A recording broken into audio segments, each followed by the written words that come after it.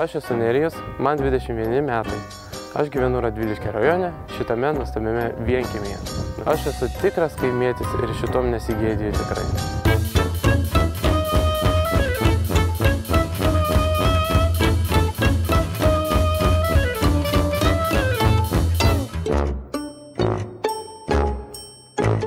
Kiekvieną dieną aš šiandien einu pagirdyti pirmiausia karvės, parvežu vandens iš griovės su traktoriu, padedu dar triušius pašerti, visą laiką su dalgiu einu prisipjaunu. Jeigu vasara, tai būna šienaujame, tai daržai, burokus nuimama, tai bulvės kasame.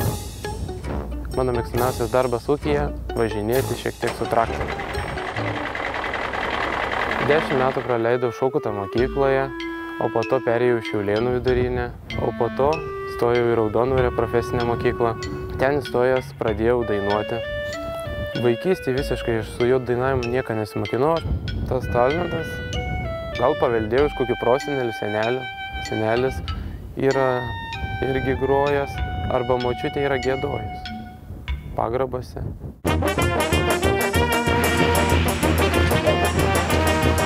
Būna, ką uždainuoju ir kaime čionais, bet dirbdamas visą laiką. Pasiklauso manęs ir šunys, ir triušiai, ir visi gyvūnai. Tai paukščiai man pritarė.